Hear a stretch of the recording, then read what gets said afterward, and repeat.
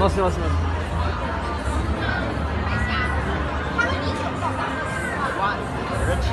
他们就认吃，他们华龙说本来就可以是粽子啊，我们这边就是这样过来的。粽子他们也不爱吃。